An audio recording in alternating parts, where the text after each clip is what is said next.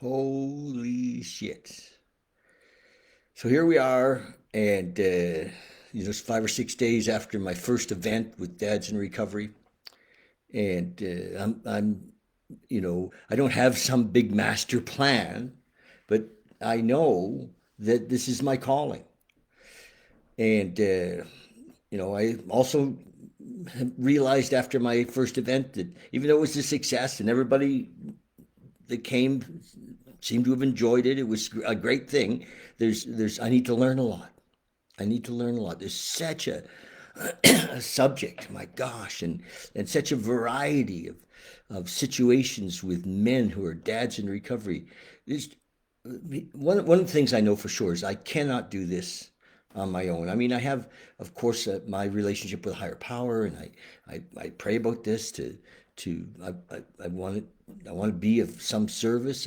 And when I sit and think about it, and I think, oh my God, there's so many kids involved at so many different ages, and there's generations of kids involved, and generations of kids to come, and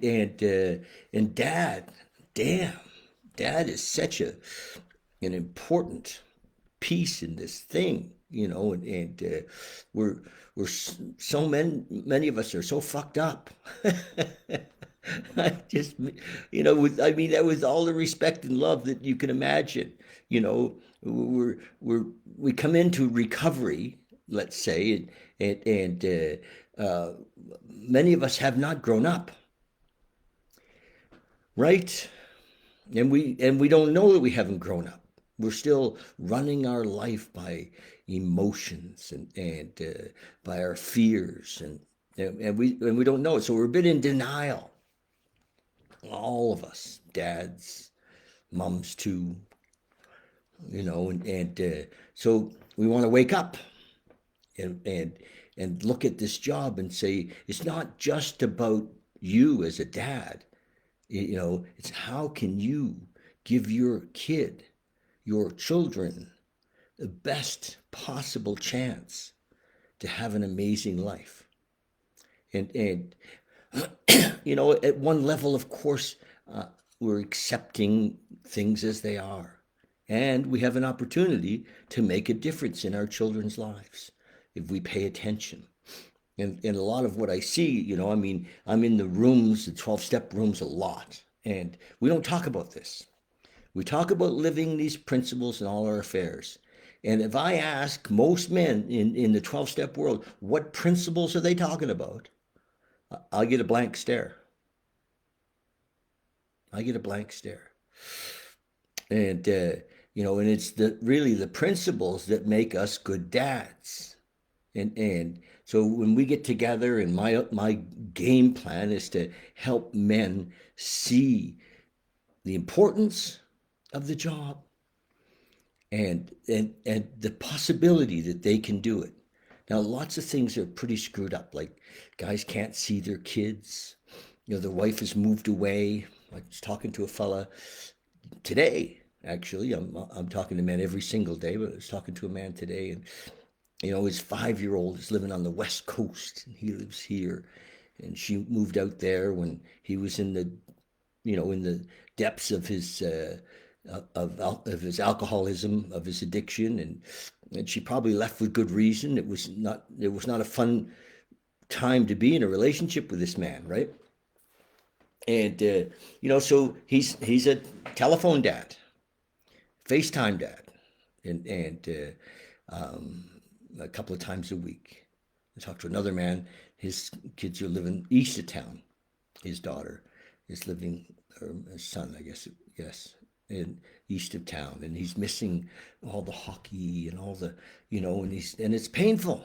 It's hard for us, and both of these men are early in recovery, and they know they've got to get well so that they can be a dad and really show up. And I don't know if you know what it's like if you're listening to this and you got this far into it and you're not an addict or an alcoholic in recovery.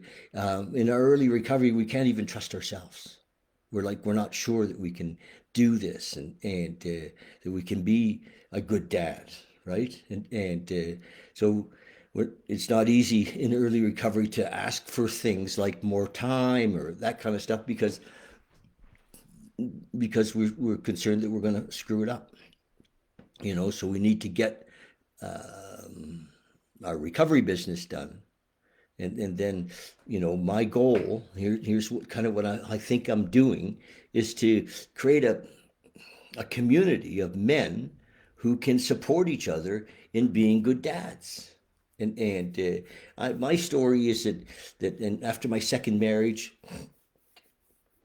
and my third child came along, and I didn't have any men in my life.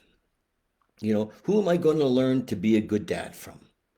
My dad was, kind of was overseas in the Second World War, and he was a different type of fella. You know, he didn't play with us. He worked. They come home from the war, and they had their crosses to bear, and he was a kind of a high functioning alcoholic, but he was, and long line of Scottish alcoholics, and so I didn't get a role model, and that's what happens. Many of us don't have a role model, and I remember it was in the '90s that I went looking for some men. Intuitively, I thought I've really got to show up, and it also at that time my oldest kids were venturing into their own use of drugs and alcohol, and I was scared. And if you know what I'm talking about, if you got kids that are coming into their teens and they're all of a sudden staying out overnight, or you don't know where they are, and it's different now because they fucking die. Not that they weren't dying then, or that they haven't always died, because they have, but now if they're doing, they can be out doing cocaine, and well, I don't know if I should say this, but innocently, not just trying it out, and it happens, and there's fentanyl in it, and they're gone, and so I was afraid. I was motivated by fear. How do I become a better dad? How do I, get geared for this job? And I had a lot of advice from the women in my life, but I didn't have any men. And I went in '99 and I found a men's group, and they weren't in recovery, but they were a men's group of good men. And I started to watch. We had, we did campouts with our kids, men's and lads, and we did stuff with our kids, and we would meet, with this bunch of fellas. We called ourselves a tribe. It was, and this tribe of men, and my kids would come, and they knew them, and those men would be around my house, and I learned a lot, about being a good dad from the education that was available in that group, and so I have this to bring to men, and so we did this men's group, and I think I'm going to start a once a week men's group for dads who are in recovery, and then we're going to do a quarterly event that's like a Saturday where we're going to be able to go deeper and I have a goal. I love to touch the lives of like 10,000 men, and which could be 30 or 40,000 children's lives, grandchildren's lives. Why not? Hell, I've got why not? So I need help with that.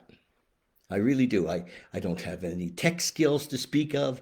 I can't even go into Canva and make a goddamn poster. I'm what I lack in a lot of that area, I have in the area of carrying the message, and have a lot of experience with being a dad in recovery, working with men. Been working with men since 1999, like a lot, and experience not only in the recovery area of through the 12 steps, but I've also studied and taken courses, and I did the coaching thing, and I this is suited for me. It really is. So I'm going to do it, so I'm asking for help, and I want men to be together, to role model off of each other, and the other thing is that we often don't know if we're doing okay. It seems to come with the disease of alcoholism that we think we're not. We're pretty hard on ourselves, and so this program, if you will, that we're developing, is going to give people benchmarks. and they're going to be able to talk about the time they're getting with their kids and or not getting with their kids, and it's going to give some benchmarks. And we're also, part of the thing, and I have some notes here with me today just that I want to talk about, that we help men heal the relationships with their own dads. Even if their dads have passed, there's work to do, because we carry that shit into the relationship with our kids, right? And